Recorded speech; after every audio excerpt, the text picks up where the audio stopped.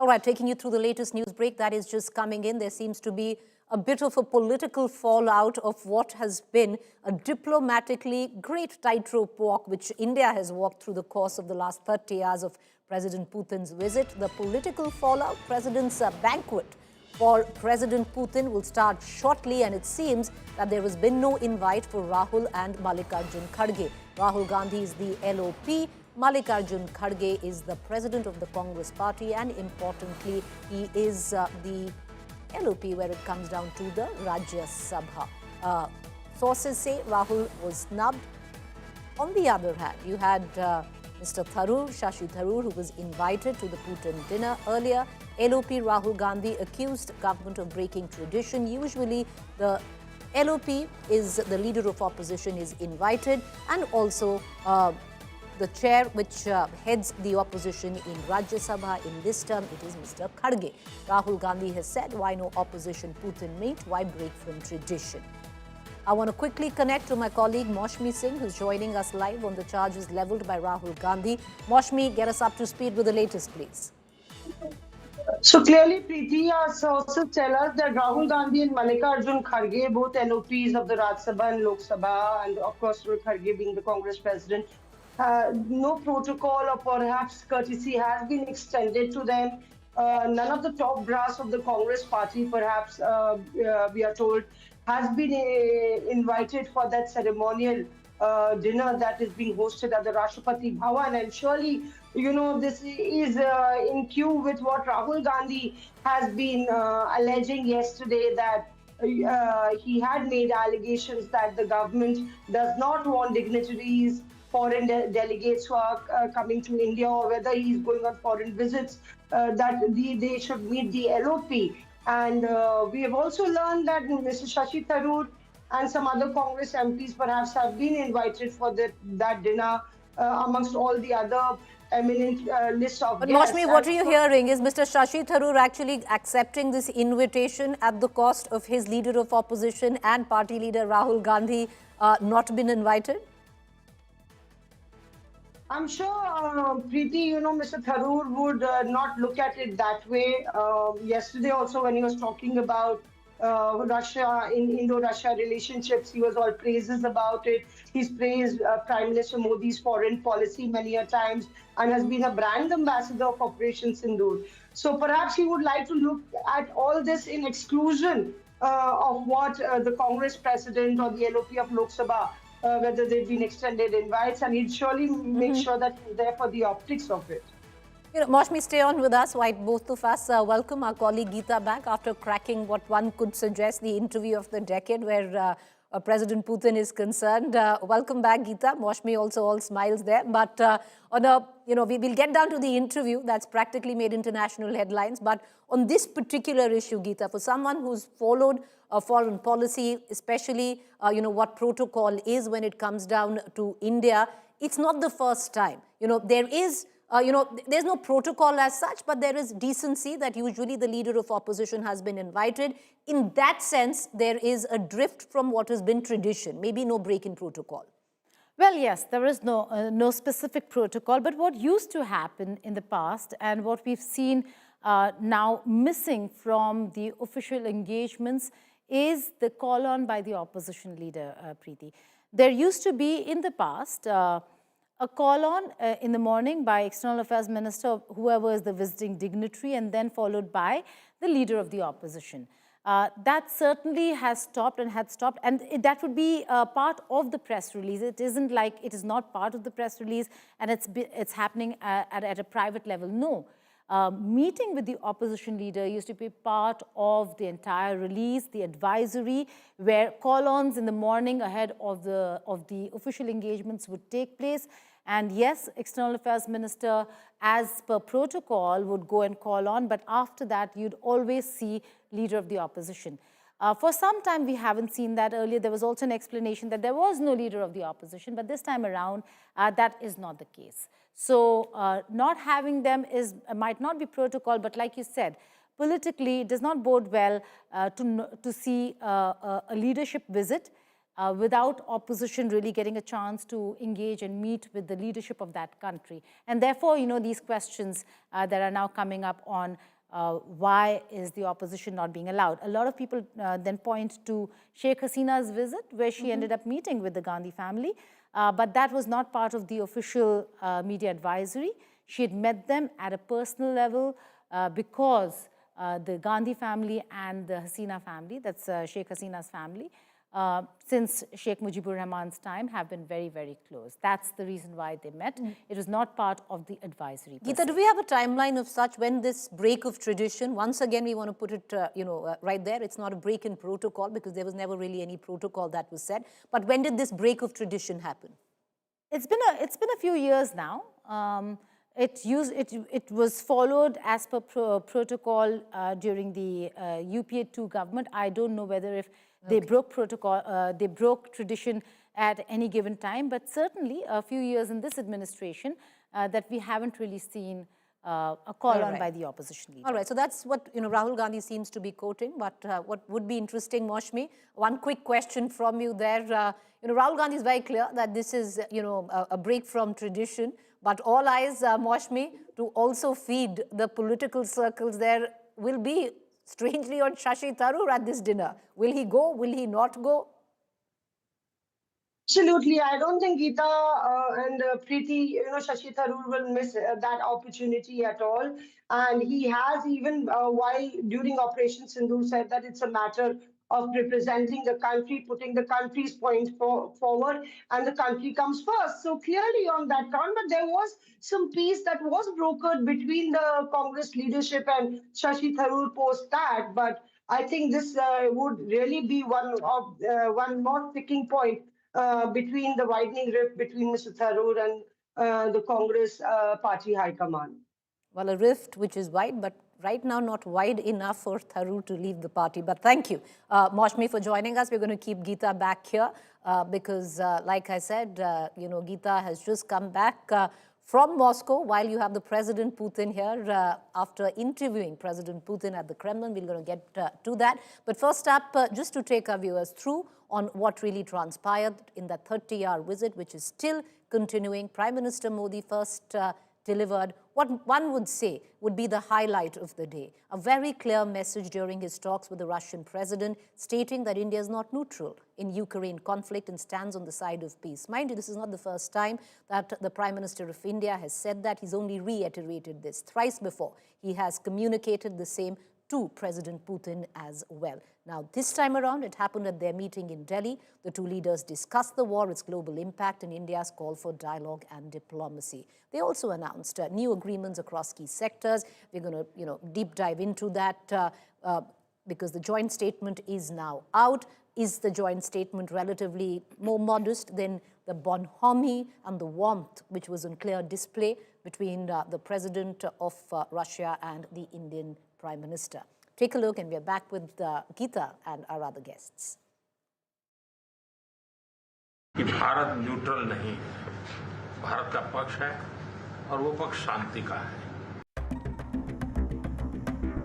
A clear, powerful message from New Delhi to Moscow and the world. Prime Minister Narendra Modi, face-to-face with Russian President Vladimir Putin, places India firmly on the side of peace as the Ukraine war dominates global geopolitics. At Hyderabad House, Prime Minister Modi pitched strongly for an end to the Ukraine conflict. He said, India is not a bystander, not a fence-sitter, but firmly on the side of dialogue, diplomacy and peace. Excellency पिछले दिनों विश्व समुदाय के सभी नेताओं से जब भी मेरी बात हुई है और उन्होंने जब विस्तार से मेरी चर्चा की, मैंने हमेशा कहा है कि भारत न्यूट्रल नहीं, भारत का पक्ष है और वो पक्ष शांति का है. हम शांति के हर प्रयासों का समर्थन करते हैं और हम शांति के हर प्रयासों के साथ कंधे से कंधा मिला करके खड़े हैं. Thank you very much. President Vladimir Putin in turn shared details of Russia's position on Ukraine with the Prime Minister. He spoke of Moscow's assessment of the conflict and of efforts toward a peaceful settlement. I could share a great deal of details about the events taking place in Ukraine. И что нами предпринимается совместно с некоторыми другими партнерами, в том числе с Соединенными Штатами, по вопросу возможного мирного урегулирования этого кризиса. And the actions we are taking together with some partners, including the United States, on a possible peaceful settlement. Спасибо вам за это внимание и спасибо за ваши усилия, направленные на разрешение этой ситуации. Thank you for the attention and for your efforts aimed at finding a solution to this situation. The Russia-Ukraine war is now in its 3rd year and 10th month, with no clear end in sight. Thousands have been killed, global supply chains disrupted, and geopolitical fault lines deepened, making Modi's call for peace at this juncture especially significant. Even as peace dominated the conversations, India and Russia moved swiftly to deepen cooperation across key sectors. Agreements were signed on cooperation and migration, temporary labor activities, healthcare and medical education, food safety and standards, polar ships, maritime cooperation and fertilizers, underlying that the partnership is expanding well beyond defense. The agreements reflect an intent to strengthen people-to-people ties, boost trade, expand healthcare collaboration, and secure critical supplies even as geopolitical pressures grow. Prime Minister Modi also reminded that India and Russia have worked together in the global fight against terrorism. A shared commitment, he said, to stability, security, and development remains at the core of the relationship. आतंकवाद के विरुद्ध लड़ाई में भारत और रूस ने लंबे समय से कंधा मिलाकर सहयोग किया है। पहलगाम में हुआ आतंकी हमला हो या क्रोकस सिटी हॉल पर किया गया कायरतापूर्ण आघात, इन सभी घटनाओं की जड़ एक ही है। भारत का अटल विश्वास है कि आतंकवाद मानवता के मूल्यों पर सीधा प्रहार है। A blunt message on war, a firm stand for peace, and a sweeping expansion of cooperation. As Modi and Putin conclude their talks, India signals it will push for peace, while strengthening strategic and people-centric ties with Russia. Bureau Report, India Today. All right, so as this visit winds down, what is the biggest takeaway till now? Because, you know, the business is practically over of it, and now it's just the niceties of hosting dinners and all. I want to bring in Geeta Mohan, Executive Editor, India Today, and Head of India Today Global, Mr. Brahma Jalani, Strategic Affairs Expert and former advisor to India's National Security Council, Daniel Block, Senior Editor, Foreign Affairs Magazine, Dr. Mohan Kumar, former diplomat. Before I get to the gents, Geeta, quick question from you, and we're going to let you go. You know, you interviewed President Putin just 24 hours ago, and with what he told you and what actually reflects today in the joint statement, do you see you know, a theme to it? Do you see any commonality? Do you find it maybe a tad bit modest in what could have been expected? How do you view it? Well, it is a reiteration. We weren't expecting them to have or to make major announcements on the defense side, given that both sides are careful as to what DC and how DC will react. But he did, the joint statement, Preeti, is in the confines of diplomacy, whereas the interview really was beyond the confines of diplomacy, and therefore he said a lot more in the interview. He spoke of not just what could happen or what could the announcements look like, but he also spoke of what is beyond. And the biggest takeaway for me over here in this meeting, when you see these two leaders, is defiance. It doesn't matter whether if it is there in the statement, it doesn't matter whether if he spelt it out openly in the interview even. It is about the fact that he said strategic autonomy is paramount to Russia and India, and this meeting that you're seeing today shows screams actually defiance. Well, you're right there, because I think if there is one, you know, one of the big themes of it is that we will not cower down to U.S. pressure, which was said, you know, in not too many words. But Geeta, thank you, you know, for joining us. I want to quickly cut across to our other guests, and Professor Brahmachalani, to bring you in on this, when you read the fine print of the joint statement, do you find it a tad bit underwhelming or a little modest because the display of bonhomie, the optics very, very strong? Or do you think, this is just the joint statement where oil is concerned, where defense deals are concerned, they don't really make it to a joint statement? Preeti, the most significant takeaway from the joint statement is the tone. The statement emphasized that India-Russia ties are, quote-unquote, resilient to external pressure. This is a message directed at Western capitals, especially Washington, which has taken punitive actions not just against Russia, but of late also against India.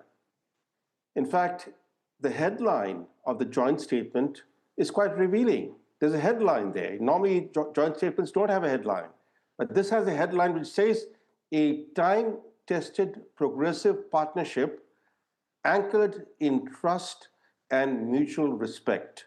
Trust and mutual respect are the two key elements that are missing in America's attitude towards India. India's tried and tested relationship with Russia contrasts sharply with America's inconsistent and occasionally punitive policy toward New Delhi. And as Geeta rightly pointed out, that the key word is defiance. Both Moscow and New Delhi are sending a defiant message to Washington. In fact, it's also apparent, the defiance is also apparent from the high-profile economic roadmap that India and Russia have outlined amid growing US pressure on India. That ambitious roadmap is to boost bilateral trade to 100 billion by 2030, that is in less than 5 years from now. The fact is that India needs both the US and Russia to counter China. The constant challenge for New Delhi is to carefully balance its foreign policy between Washington and Moscow so as to underpin India's independent approach to international affairs. Now, this challenge has become tougher because under President Trump, the US has adopted an erratic and even punitive approach toward New Delhi. And the fact that US policy has pushed Russia closer to China makes it even more important for India to maintain good ties with Moscow.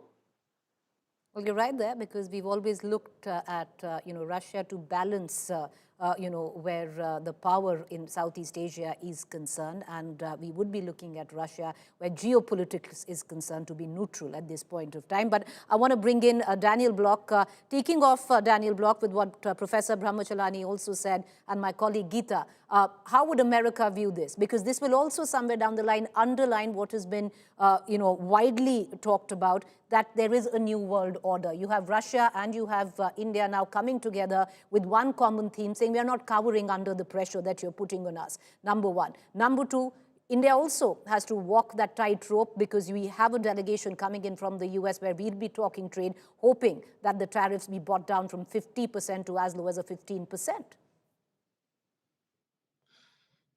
I think there's a few things happening in the United States right now when it comes to this. First, I should emphasize that this has made news in the United States, but it's not kind of above the fold top of the headline news. So I'm honestly not sure how much attention some corners in Washington, including perhaps Trump himself, are paying to this visit. And part of that is the fact that Trump has a limited attention span and is erratic and seems to be very consumed with pieces of domestic news. I think that among people in the United States who pay close attention to India or deal with India policy, a lot of us are trying to figure out, would this meeting have been different were it not for the approach that Trump has taken? Would it be less friendly? Would the statement have been less effusive in its praise? Or would it have had a similar tone and tenor? Would there have been similar types of commitments? Because obviously India and Russia really do have a longstanding partnership and a longstanding friendship that, again, many people in the United States would like to see India move away from, particularly when it comes to defense. But India didn't abandon that under Biden. And so I think there's a sense that it might not have mattered all that much But at the same time, I do think it's hard for a lot of people here to see this meeting having gone the same way if Trump had not come in and not slapped on these very, very high tariffs. So I think there's a sense right now of trying to figure out, to what extent is what we saw the product of Trump's policies? To what extent is it the product of existing trends and existing facts in the India-Russian relationship? Well, fair point, because 4 years ago, when we did have President Putin come in, he came in under very, very different geopolitical circumstances on what the world looks like right now. Dr. Mohan Kumar, former diplomat, I want to bring you in. What's your assessment now? The 30-hour whirlwind tour winding down. How do you view it? So, thank you very much for having me. I think first, the two leaders have decided, or Russia and India have decided, that this is a special and privileged partnership, and they'd like to keep it that way, despite everybody else saying whatever they are saying. Okay, so that's the first takeaway in my view. The second, I think it's important to recognize that in the talks between US and Russia, they have already started discussing economic and trade and investment ties between US and Russia post-Ukraine settlement.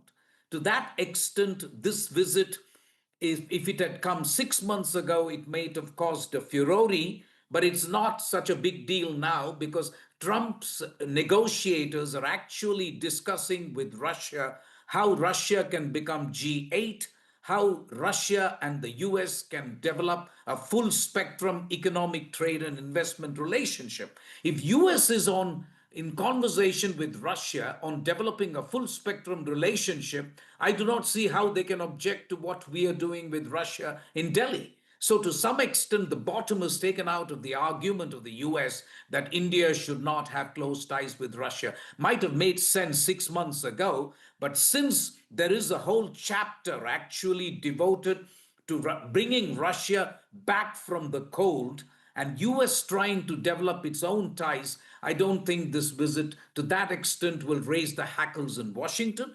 Last point I want to make is that I think it's clear to me after the invasion of Ukraine and what has happened since that Russia has announced itself as a great power. Sure, US and China can say their economic clout far exceeds that of Russia, but on every other metric, it's my assessment that we now have three great powers, whether people like it or not, and that is US, China, and Russia. To that extent, India's multi-alignment policy means that we will have to utilize all the cards, we will have to engage all sides and play the long game, which essentially means that you need to have good relations with at least two of the three powers, which at this point appears to be US and Russia, because China is still a strategic adversary. So I really think deep inside those people who know India well, and I agree with my American colleague that there are a lot of people who understand the legacy relationship that India has with Russia. But as I said, the current circumstances are such that I don't think anyone in the US will freak out at what is going on in Delhi. All right, I appreciate all three of you for joining us. Thank you for taking the time out. We're going to just leave it there. We're also going to get in visuals shortly. You have President Putin, who's going to be hosted by the President of India, President Draupadi Murmu, for dinner a short while.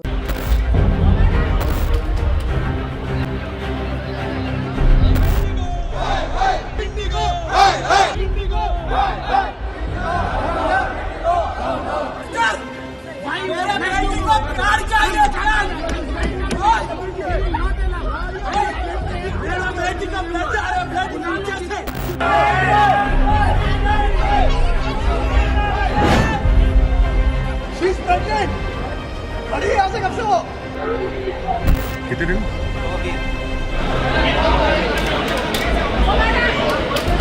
सारी flight cancel. जी बिल्कुल, एक भी flight Indigo cancel नहीं। You don't know you give us a resolution now. Enough is enough. Please keep the one on. अपने staff को बुलाओ, मेरे तो अकेले।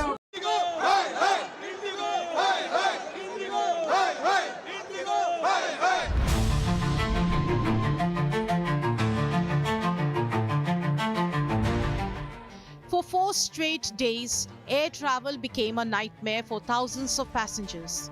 Flights were cancelled, delays stretched endlessly, and travelers were left stranded as IndiGo grounded thousands of services across the country. Confusion reigned. Passengers who checked in on time were told their flights were cancelled. Many missed weddings, medical appointments, and international connections. ये देखिए 7 कुछ minute पे हमने अपना वो करवाया ticket. अभी सुबह हमारी मॉम का डेथ हुआ। आपकी मदर की डेथ हुई? मेरी मदर की डेथ हुई है। 7 कुछ टिकट हुआ है और हमें जाना था बागडोरा। मैंने अपने हिसाब से टाइम भी रखवा दिया। अब इनके बाद कोई भी मेजरमेंट नहीं है यहाँ पे स्टाफ के लिए, कुछ भी नहीं। देखिए टिकट क्या बजे हुआ है। जब ऐसा बात था तो इस टिकट क्यों करने? हम लोग किसी राजधानी से निकलते कैसे निकलते? सर एक्चुअली हमें हरिद्वार जाना था अस्थि विसर्जन के लिए। मेरे डैड की अस्थियां है मेरे हाथ में। मैंने रिक्वेस्ट किया, पहले तो मुझे कोई प्रायर नोटिफिकेशन कुछ भी नहीं आया, फ्लाइट कैंसिल हो गई है। They are just forcing us to go for another flight and I check with Air India, per person it is 60,000। We are 5 people here, they can not afford tickets. Check in करने के लिए अपना PNR डाला तो हमारे पास कोई ticket नहीं आई, तो हम अंदर गए उनसे पूछताछ के लिए, तो बहुत लंबी लाइन लगी हुई थी और फिर कुछ देर बाद इंटीमेशन आता है कि इंडिगो की सारी फ्लाइट कैंसिल हो गई है। We were meant to fly to Guwahati today from Delhi. We arrived at the airport when we got the message. There was no reference to which booking is actually cancelled. We have 2 with IndiGo, so we don't really know if the second one is cancelled too. So across Delhi, Mumbai, Bengaluru, Hyderabad, and several other airports, cancellation notices kept appearing. Customers complained of no timely alerts, jammed helplines, and chaotic rescheduling. Refunds were delayed, alternative flights were unavailable. Tempers flared.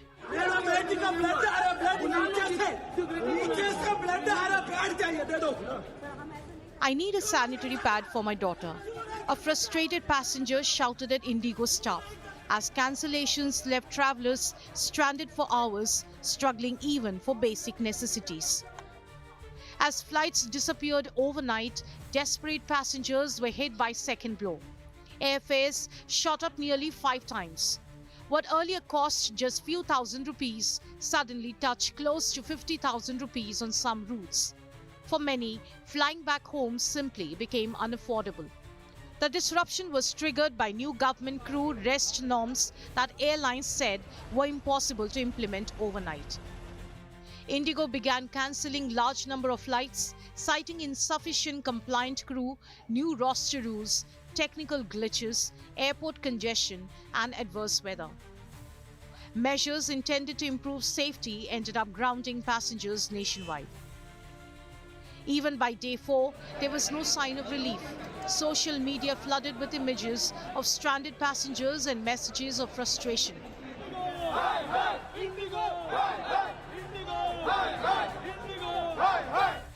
Then came the U-turn. After 4 days of nationwide disruption, the government withdrew the crew rest norms that had triggered the crisis. The rollback followed warnings from airlines that the chaos would continue for weeks. Amid the chaos, the government has decided to set up a high-level inquiry into the disruption.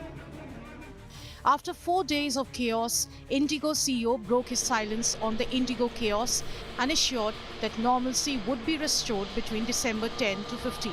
That we have experienced severe operational disruptions for the past few days. Since then, the crisis continued to aggravate, with today, December 5th, being the most severely impacted day, with the number of cancellations well over 1,000. Would like to extend our sincerest apologies for the major inconvenience this has caused to many of our customers. 4 days of chaos, families stranded, fares soaring, lives disrupted, a rule rolled back, an inquiry ordered. But for the passengers who were stranded at airports, begged for basic dignity, and missed final goodbyes, the damage is already done. The question that remains, will anyone be held accountable? Bureau Report, India Today.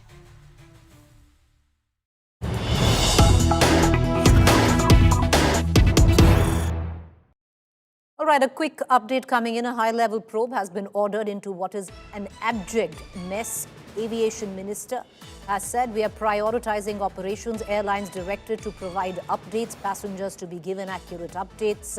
Accountability will be fixed. Many do seem to suggest as well that the Civil Aviation Minister has succumbed to the pressure of IndiGo, where certain rules that had been set in to provide adequate rest to pilots has been rolled back. Let's listen in to the Civil Aviation Minister, and we cut across to our reporters. The ministry has been thoroughly engaging from day one. So in the initial, when we have seen a lot of delays happening with the IndiGo operations, then we have engaged with them. We have told them to take all the necessary steps to ensure normalcy within the next 2 days. We have instructed all the airport operators, all the people who are on the ground interacting with these passengers to be sympathetic, to be empathetic, to understand and to use the right communicative language, because there is a lot of frustration also because of the delays, and people have been waiting for a huge amount of time at the airports also. All right, let's cut across to my colleague Rahul Gautam, who's joining us from the national capital. The Civil Aviation Minister might have said that they've instructed the airline to be more courteous and open in communication. What's really happening on ground is abject chaos, total pandemonium. Rahul Gautam and Annaga joins me from Chennai. Rahul, the Civil Aviation Minister might have ordered a high level probe, but ultimately many would think that the Civil Aviation Ministry has succumbed under IndiGo pressure, has rolled back the adequate relief and leave that was provided for pilots to rest. Well, absolutely, Preeti, and this is what many pilot associations are saying, that why are you giving undue favors to IndiGo, who's solely responsible for this widespread disruption that is happening all across the country. Well, I'll show you two pictures. They're going to sum up the entire situation, for our viewers. You can see behind me, that's the information board there. You can see so many flights of IndiGo cancelled, over 1,000 flights cancelled, today itself, and this is only going to escalate given the fact that the IndiGo CEO himself said that this is going to take 5 to 10 days, to restore the normalcy. And I have with me the visiting, team from Karnataka, karate team. These are state players, and they are stuck here. And they're going to be stuck here in national capital for next 2 days. First, tell your name and what has been your experience so far. So I'm Pooja. I'd come here for the karate championship. So our karate championship held at Talkatora Stadium, and we had to head back to Bangalore today. But due to the flight cancellation, we couldn't go. So it has been very problematic for us to leave here. There's no accommodation or nothing has been given. So it's a huge hectic situations going on. Are you going to get a flight after 2 days? That's what the airlines is saying? After 2 days we're getting now. They have actually rescheduled our flight to Monday. Our flight was today at 7 p.m. but it is rescheduled to Monday early morning. And when we ask them, they are telling it like they are not sure if that flight is going to fly or not. So they have just rescheduled it to Monday, but hopefully we do fly on Monday and we reach back home. Okay, thank you.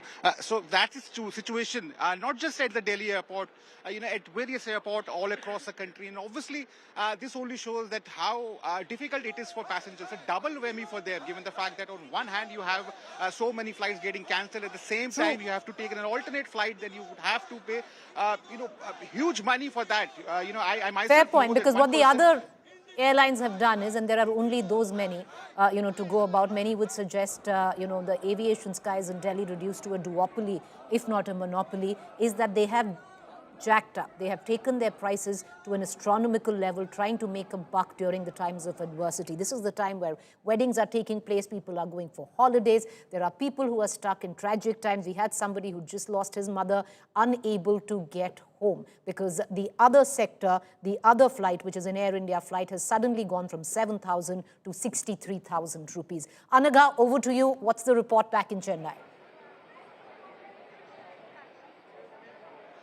In fact, we're reporting from outside the IndiGo ticketing counter, and I can hear a lot of chaos. There is a lot of anxiety among the passengers. They really don't know what to do next, because even though the IndiGo has given out a statement saying that an accommodation will be given, there is a lot of uncertainty over over this whole accommodation matter. Is it only for passengers who are stranded in Delhi airport, or will it also be extended for passengers who are stranded in other states as well? Because this entire group that you're seeing over here is asking for an accommodation, because they don't really have a place to go to. It's already past 7:40 now. It's going to get late in the night. All of them are hungry. They either want to go home or they want an accommodation to spend the rest of the night. So there is a lot of uncertainty. They really don't know what to do now, and therefore there is a lot of fight that's going on. There is a ruckus that has broken out at the Chennai airport. We really hope and wish that this entire process gets streamlined soon. All right, Ranaga, appreciate you joining us for that quick update. Clearly, the Civil Aviation Minister might have said that things are in control. Nothing is in control across airports where India is concerned. Over 1,000 flights cancelled. All operations of IndiGo have been cancelled where the Delhi airport is concerned. And that's the nerve center where many take connecting flights as well. Joining us this evening, Captain M.R. Wadia, founder, president of Federation of Indian Pilots, Captain Vikram Mahajan, commercial pilot. Captain Vikram Mahajan, would you want to come in and give us a sense of what really is going on right now? Good evening.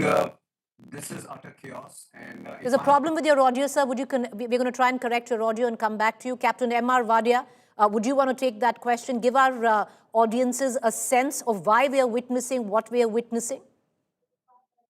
Yes, let me answer that in two parts. First, let me address the issue of the government and the DGCA, and then I'll address the issue of the IndiGo aircraft. First of all, the government and the DGCA do not know what they are doing, and they're total confusion, because what they're talking of the flight and duty time limitations, these limitations are not meant for the pilots or the crew's relaxation or enjoyment. They are purely on safety grounds alone only. So therefore, when these rules are made, they are based that safety will be protected.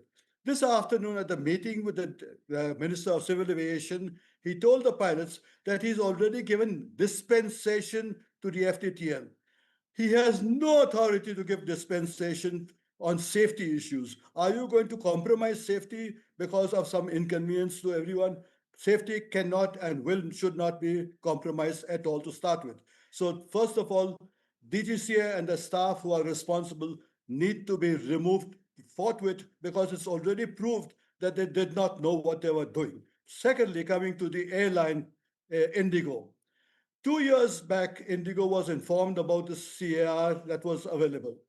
They took it very lightly, thinking nothing will happen. They'll have a negotiation and they will get by it. They did not take the problem seriously for 2 years. They could have planned whatever planning was required, whether the flights were rescheduled, the crew to be increased. They could have and should have planned it all. The IndiGo staff has booped very badly, and they should be held responsible for the chaos that has been happening today. Everyone, including the DGCA and the IndiGo, took it very lightly that these safety issues can be compromised. They can give dispensations.